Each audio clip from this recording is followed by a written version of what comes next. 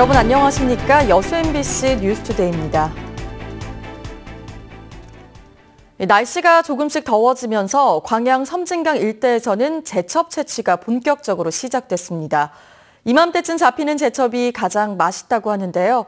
문영철 기자가 현장을 다녀왔습니다.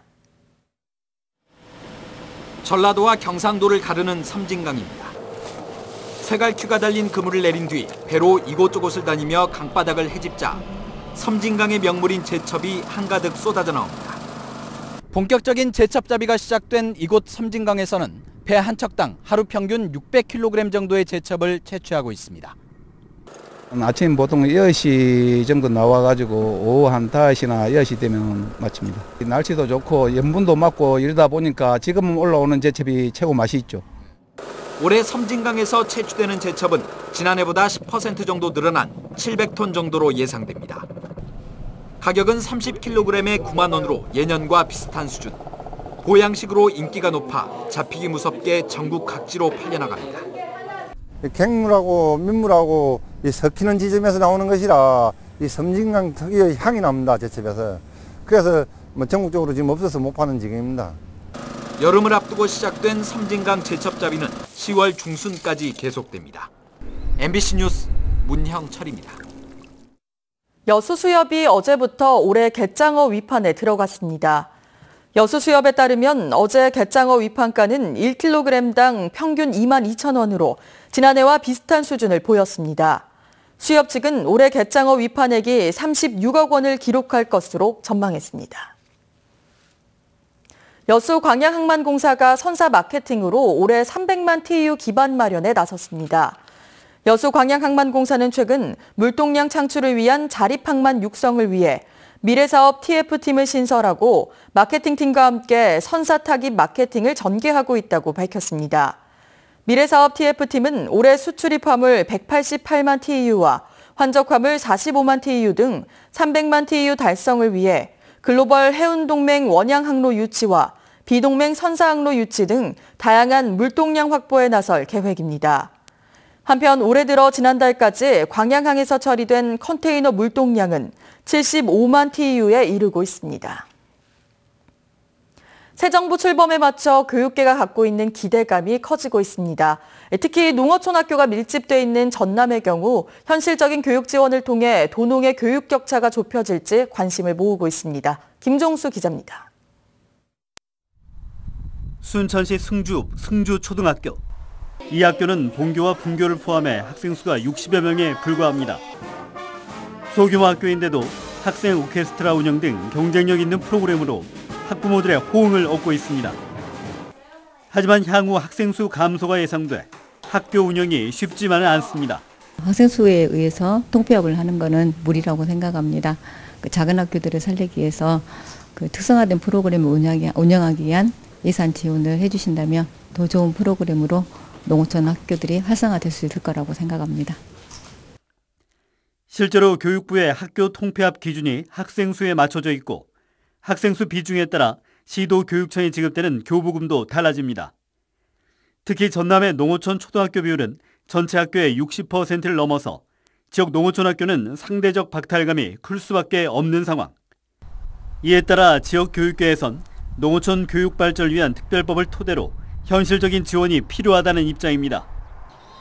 인구 고령화와 학령 인구 감소의 이중고 속에 학생들의 교육 여건 개선이 시급한 과제가 되고 있기 때문입니다. 이런 추세에 맞춰 지난해 말 발의된 관련 특별법은 전남의 교육 여건 개선에 힘을 실어줄 것이란 전망입니다.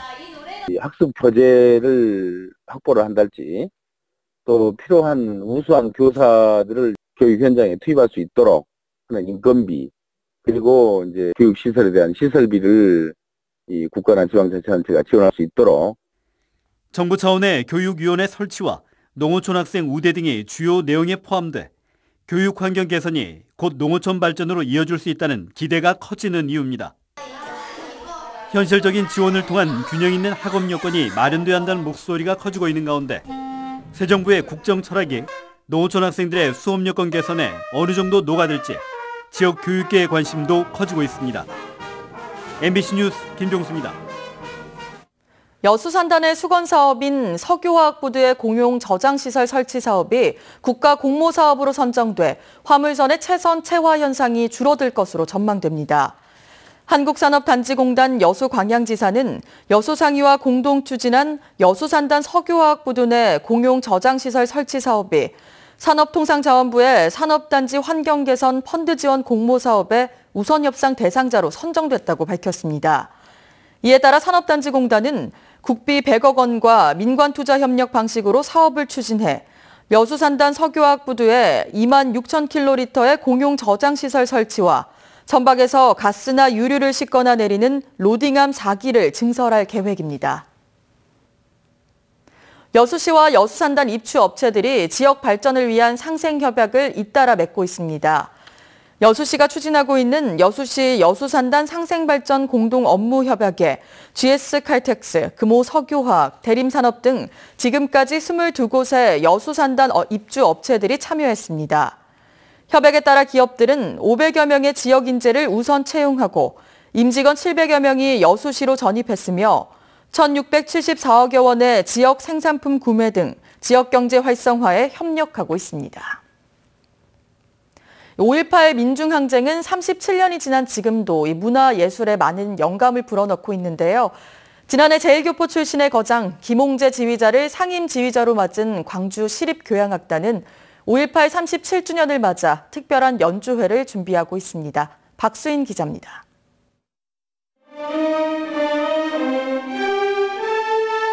스탈린 치하의 옛 소련에서 쇼스타코비치가 작곡한 교향곡 5번 혁명. 당국의 비평과 예술의 자유 사이에서 고뇌했던 거장의 작품이 광주시립교향악단의 5.18 37주년 헌정곡으로 선정됐습니다. 지난해 광주시향 주희봉을 잡은 제1교포 출신 김홍재 지휘자가 광주에서 처음으로 만든 5.18을 기념하는 곡이기도 합니다. 끝까지 저항했던 그런 광주 시민들 모습을 보고 참 우리가 감동받았고 앞으로 이런 일이 없도록 하기 위해서도 시민들에게 큰 힘을 러시아의 지배로부터 조국 핀란드의 자유를 갈망했던 시벨리우스의 교향시 핀란디아, 모차르트의 예술적 경지를 엿볼 수 있는 클라리넷 협주곡이 이번 5.18 추모 무대에 함께 오릅니다. 베를린에서 뉴스를 통해 5.18의 참상을 목격했다는 김홍재 지휘자에게 광주의 5월은 각별한 의미를 지닙니다. 속절 자체를 받고 있을 때부터 시작해서 마지막에는 우리가 승리의 그 순간을 찾자 그런 의미로 50년 넘게 무국적 조선인으로 살며 국경과 이념의 벽을 넘나든 김홍재 지휘자. 그와 함께 호흡을 맞춘 광주시향이 5.18 37주년을 어떻게 기념할지 기대를 모으고 있습니다. MBC 뉴스 박수인입니다. 환경오염과 함께 양식장 등에 심각한 피해를 주고 있는 바다의 불청객, 괭생이 모자반이 전남 해안으로 유입되고 있습니다. 2년 전과 같은 대규모 피해가 발생하지 않을까 어민들은 걱정이 커지고 있습니다. 박영훈 기자가 취재했습니다. 고기잡이 어장이 형성된 신안군 칠발도 앞 해상입니다. 검은색 원형 기름띠 같은 해조류떼가 여기저기 떠다닙니다. 괭생이 모자반입니다. 그물에 걸려 올라오는 모자반은 치워도 끝이 없습니다. 어장 자체를 할 수가 없어요. 근데 이 앙망을 하다 보면 몰이 들어와가지고 막 어장이 와이어 이런 22mm 같은 게 잘라지기도 해요. 지난 2월과 지난달 제주 해안에서 확인된 데 이어 지난주부터 500m에서 길게는 1km 이상의 폭을 유지하며 전남 해안에도 흘러들고 있습니다. 중국 해안에 넓게 분포된 괭생이 모자반이 갯바위에서 떨어진 뒤 조류를 따라 제주를 거쳐 전남 해안으로 유입되고 있는 겁니다. 위성 사진을 통해 분포도를 확인한 국립수산과공과 자치단체는 예찰 활동을 강화하고 발생 상황을 공유하는 등 바다의 불청객 출현에 긴장하고 있습니다. 전체적으로 분포도에서 밀려오기 때문에 모니터링을 해가지고 즉시 발견될 때는 도나 시군에 이렇게 알려주시면 그에 대한 적절한 대책을 강구해 나가도록 하겠습니다. 괭생이 모자반은 특히 지난 2015년 제주와 전남에 2만 톤 이상이 유입돼 전남에서만 3억 5천만 원이 넘는 어장 피해가 발생했습니다. 해마다 밀려들고 있는 괭생이 모자반과 가시파래 등 중국발 해조류가 우리 해안의 골칫거리가 되고 있습니다. MBC 뉴스 박영훈입니다. 강하니까요. 조심하셔야겠습니다. 지금 전국에서는 미세먼지 농도가 보통 수준을 보이고 있습니다. 오전에 대기 정체로 인해 중서부 지방에서는 공기가 일시 탁해질 수 있겠지만요. 대체로 보통 수준을 보이겠습니다. 네, 현재 위성 영상을 보시면요. 서해안 곳곳으로는 아직 안개가 끼어 있고요. 전국 하늘은 대체로 맑은 상태입니다. 오후에도 하늘은 대체로 맑겠는데요. 대기 불안정으로 인해 내륙 곳곳으로는 소나기가 지날 가능성이 있습니다. 출근길 현재 기온 보시면 서울 13.3도, 전주 12.5도, 창원 15.6도를 보이고 있는데요. 한낮에는 서울 26도, 전주와 대구 25도로 약간 덥게도 느껴지겠습니다. 모레까지는 내륙 곳곳에 소나기가 지날 가능성이 있고요. 주 후반에는 서울의 낮 기온이 30도 가까이 오르는 등 더욱 더워지겠습니다. 날씨였습니다.